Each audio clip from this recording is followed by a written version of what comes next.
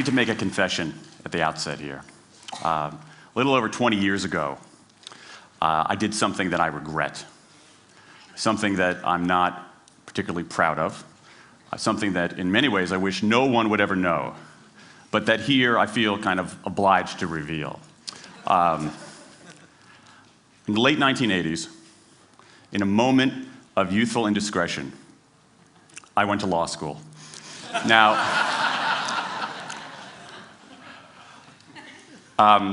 in America, law is a professional degree. You get your university degree, then you go on to law school. And when I got to law school, I didn't do very well. To put it mildly, I didn't do very well. I, in fact, graduated in the part of my law school class that made the top 90% possible. Thank you.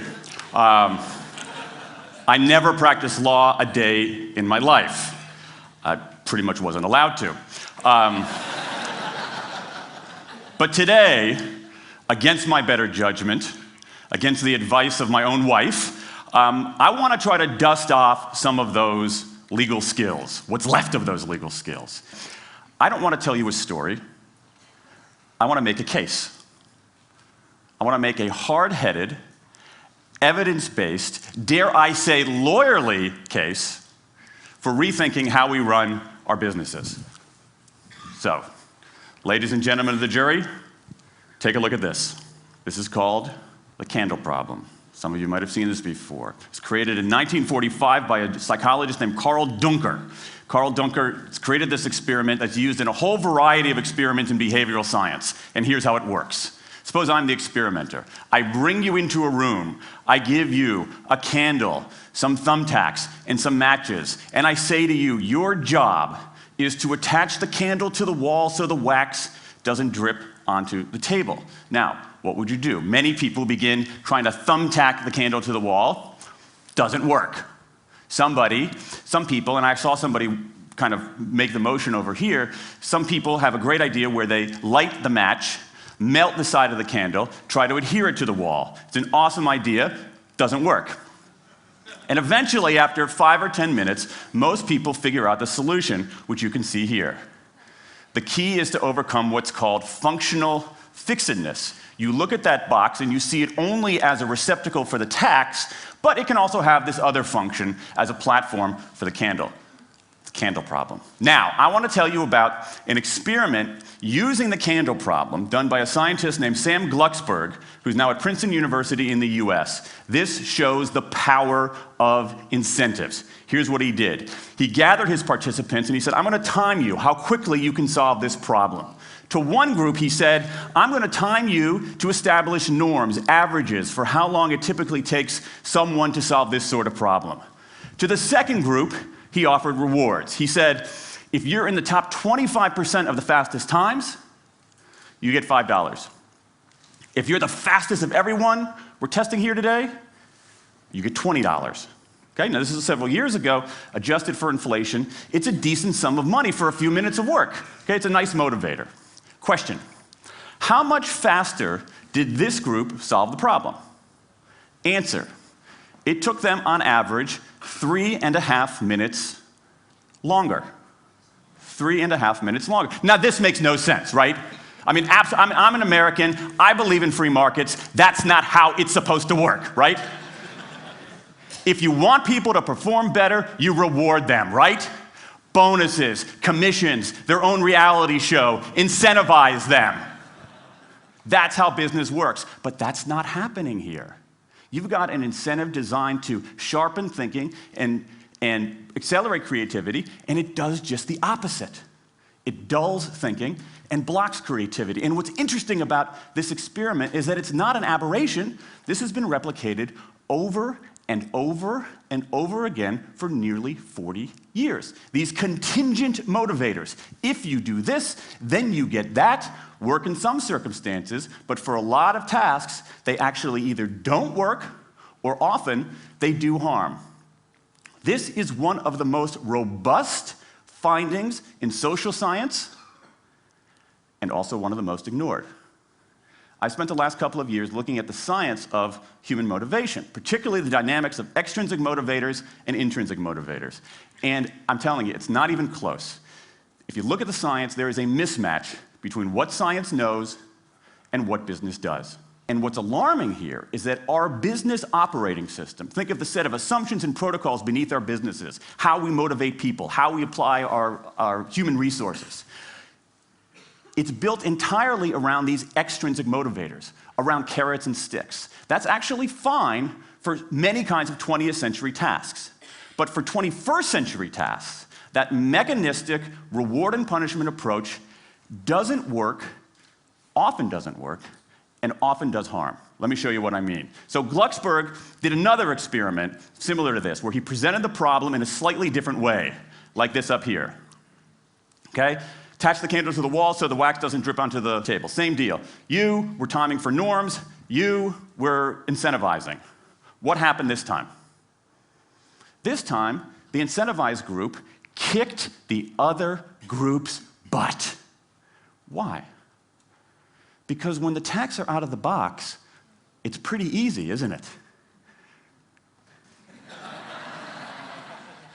If-then rewards work really well for those sorts of tasks, where there's a simple set of rules and a clear destination to go to. Rewards, by their very nature, narrow our focus, concentrate the mind. That's why they work in so many cases. And so for tasks like this, a narrowed focus where you just see the goal right there, zoom straight ahead to it, they work really well. But for the real candle problem, you don't want to be looking like this. The solution's not over here. The solution's on the periphery. You want to be looking around. That reward actually narrows our focus and restricts our possibility. Let me tell you why this is so important. In Western Europe, in many parts of Asia, in North America, in Australia, white-collar workers are doing less of this kind of work and more of this kind of work. That routine, rule-based, left-brain work, certain kinds of accounting, certain kinds of financial analysis, certain kinds of computer programming, has become fairly easy to outsource, fairly easy to automate. Software can do it faster. Low-cost providers around the world can do it cheaper. So what really matters are the more right-brain, creative, conceptual kinds of abilities. Think about your own work. Think about your own work. Are the problems that you face, or even the problems we've been talking about here, are those kinds of problems, do they have a clear set of rules and a single solution? No. The rules are mystifying. The solution, if it exists at all, is surprising and non-obvious. Everybody in this room is dealing with their own version of the candle problem.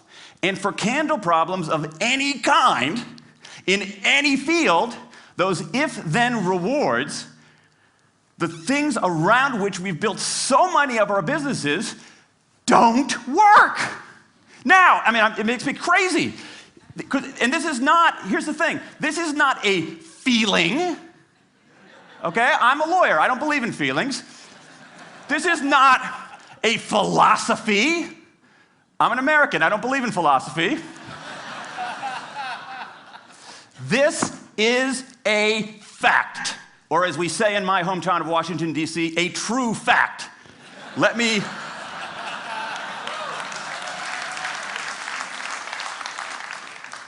give you an example of what I mean. Let me marshal the evidence here, because I'm not telling you a story, I'm making a case, ladies and gentlemen of the jury. Some evidence. Dan Ariely, one of the great economists of our time, he and 3 colleagues did a study of some MIT students. They gave these MIT students a bunch of games that involved creativity and motor skills and concentration. And they offered them for performance 3 levels of rewards. Small reward, medium reward, large reward. Okay? Do really well, you get the large reward, on down. What happened?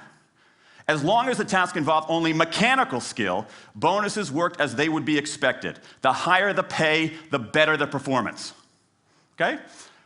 But once the task called for even rudimentary cognitive skill, a larger reward led to poorer performance. Then they said, okay, let's see if there's any cultural bias here. Let's go to Madurai, India and test this. Standard of living is lower. In Madurai, a reward that's modest by North American standards is more meaningful there. Same deal. A bunch of games, 3 levels of rewards. What happens? People offered the medium level of rewards, did no better than people offered the small rewards. But this time, people offered the highest rewards. They did worst of all. In 8 of the 9 tasks we examined across 3 experiments, higher incentives led to worse performance. Is this some kind of touchy-feely socialist conspiracy going on here? No, these are economists from MIT, from Carnegie Mellon, from the University of Chicago. And do you know who sponsored this research? The Federal Reserve Bank of the United States. That's the American experience. Let's go across the pond to the London School of Economics. LSE, London School of Economics, alma mater of 11 Nobel laureates in economics. Training ground for great economic thinkers like George Soros and Friedrich Hayek and Mick Jagger. Just last month, economists at LSE looked at 51 studies of pay-for-performance plans inside of companies. Here's what the economists there said. We find that financial incentives can result in a negative impact on overall performance. There's a mismatch between what science knows and what business does. And what worries me as we stand here in the rubble of the economic collapse is that too many organizations are making their decisions, their policies about talent and people, based on assumptions that are outdated, unexamined, and rooted more in folklore than in science. And if we really want to get out of this economic mess, and if we really want high performance on those definitional tasks of the 21st century, the solution is not to do more of the wrong things, to entice people with a sweeter carrot or threaten them with a sharper stick. We need a whole new approach. The good news about all this is that the scientists who've been studying motivation have given us this new approach. It's an approach built much more around intrinsic motivation, around the desire to do things because they matter, because we like it, because they're interesting, because they're part of something important. And to my mind, that new operating system for our businesses revolves around 3 elements: autonomy, mastery, and purpose. Autonomy, the urge to direct our own lives. Mastery, the desire to get better and better at something that matters. And purpose, the yearning to do what we do in the service of something larger than ourselves. These are the building blocks of an entirely new operating system for our businesses. I want to talk today only about autonomy. In the 20th century, we came up with this idea of management. Management did not emanate from nature. Okay? Management isn't, it's not a tree, it's a television set. Okay? Somebody invented it. And it doesn't mean it's going to work forever. Management is great. Traditional notions of management are great if you want compliance. But if you want engagement, self-direction works better. Let me give you some examples of some kind of radical notions of self-direction. And what this means, you don't see a lot of it, but you see the first stirrings of something really interesting going on. Because what it means is, it means paying people adequately and fairly, absolutely. Getting the issue of money off the table, and then giving people lots of autonomy. Let me give you some examples. How many of you have heard of the company Atlassian? Okay, looks like less than half. Atlassian is an Australian software company, and they do something incredibly cool. A few times a year, they tell their engineers, go for the next 24 hours and work on anything you want. As long as it's not part of your regular job. Work on anything you want. So the engineers use this time to come up with a cool patch of code, to come up with an elegant hack. Then they present all of these stuff that they've developed to their teammates, to the rest of the company, in this wild and woolly all-hands meeting at the end of the day. And then, being Australians, everybody has a beer. They call them FedEx days. Why? Because you have to deliver something overnight. It's not bad. It's a huge trademark violation, but it's pretty clever. That one day of intense autonomy has produced a whole array of software fixes that might never have existed. And it's worked so well that Atlassian has taken it to the next level with 20% time, done famously at Google, where engineers can spend 20% of their time working on anything they want. They have autonomy over their time, their task, their team, their technique. Okay? Radical amounts of autonomy. And at Google, as many of you know, about half of the new products in a typical year are birthed during that 20% time. Things like Gmail, Orchid, Google News. Let me give you an even more radical example of it.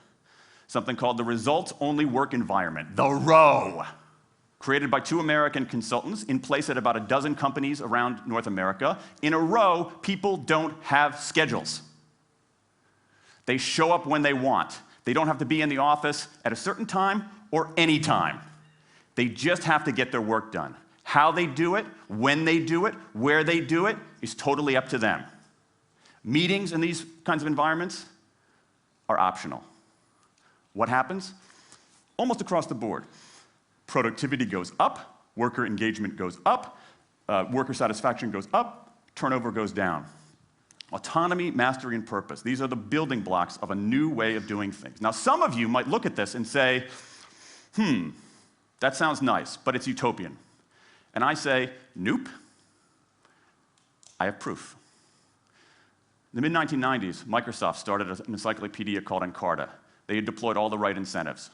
All the right incentives. They paid professionals to write and edit thousands of articles. Well-compensated managers oversaw the whole thing to make sure it came in on budget and on time. A few years later, another encyclopedia got started. Different model, right? Do it for fun. No one gets paid a cent or a euro or a yen. Do it because you like to do it. Now, if you had, just 10 years ago, if you had gone to an economist anywhere and said, hey, I got these 2 different models for creating an encyclopedia. If they went head-to-head, who would win?